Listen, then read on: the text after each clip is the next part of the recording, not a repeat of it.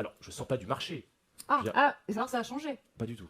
C'était une question qu'on voulait vous poser. C'était pas très clair quand on reprend vos déclarations. Si c'est pas clair, je vais clarifier. Pour le coup, alors on réforme ou on en sort? J'étais cet après-midi sur le site du Rassemblement National. Alors peut-être qu'il n'est pas tout à fait à jour.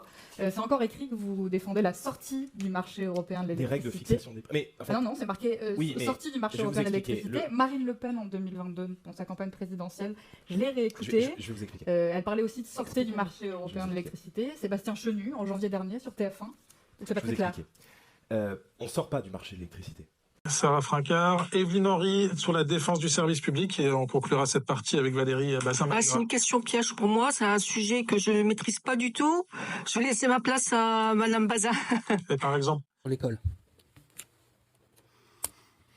Rien à dire, désolé. Rien à dire. Bon, très bien. Comment résoudre cette équation de moins en moins d'argent pour les collectivités locales et une demande de plus en plus forte de services publics ou de services à la population au sens large?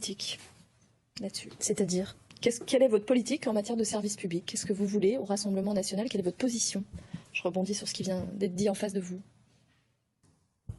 Je vous propose de continuer parce qu'on va parler, on ne sait pas ce que vont donner. La TVA est à combien sur les produits de première nécessité en France? La TVA aujourd'hui, elle est à combien? Elle est à. Écoutez, vous me piégez parce que je ne piège pas. Je vous pose une question puisque vous me dites il faut mettre la TVA à zéro. Je crois qu'elle est à 8,5. Vous me dites on va mettre la TVA à zéro. Voilà. Et vous ne savez pas quelle est la TVA en France? Oui, je viens de vous le dire. Sébastien Chenu, je crois qu'elle n'est pas à 8%. 8,5 sur les produits de première nécessité. Elle est à combien? Ah ben moi je veux le dire, elle est à 5,5. Pas sur tous. Sur la plupart des produits de première nécessité. Pas sur tous, sur la plupart, elle est à 5,5. Non, mais alors on peut faire le choix. Mais nous, on la propose à 0%. Donc, vous voyez, quand je vous dis 8,5, vous me dites 5,5, on est dans la même marge, parce que vous dans la même gamme. Parce que je dis 8,5. Non, mais ce que je ne comprends pas chez les politiques, Sébastien Chenu, je vais être assez dur. Ce que je ne comprends pas chez un politique, c'est que vous demandez de baisser la TVA à 0, vous ne savez même pas à quel taux. Je vous ai dit qu'elle était à 8,5, vous m'avez dit à 5,5, et je vous dis ça dépend des produits. Et on propose qu'elle soit à 0%. Ça fait combien d'économies? Ça veut dire que vous me faites faire des calculs. Écoutez, vous n'allez pas me piéger. Vous avez à ce sujet une proposition que vous avez portée ces dernières semaines, c'est de dire 2 agents de sécurité armés dans toutes les gares d'Île-de-France. J'ai bien résumé votre proposition. Combien y a-t-il de gares en Île-de-France? Dites-moi. Vous ne le savez pas? On est en train de chiffrer la mesure, il y en a un peu plus de 300, je crois. Non, on est à plus de 800. Plus de 800, selon les chiffres de Île-de-France Mobilité, plus de 800 gares sur l'ensemble de la région.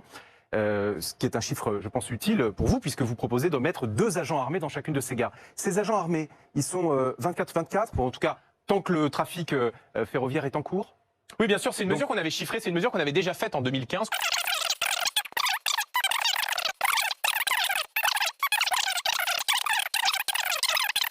Dans votre chiffrage, il va falloir que vous rajustiez très sérieusement, parce que si vous partez de 300 alors que le chiffre réel est 800, vous allez avoir un écart de budget qui est colossal. Enfin, je ne suis pas candidat au grand oral de l'ENA. Enfin, je pense qu'on aura l'occasion de parler de l'ENA. Excusez-moi, si votre proposition principale, vous n'êtes pas en mesure de la chiffrer. Je ne suis pas candidat au grand oral de l'ENA. Nous l'avions chiffré en 2015.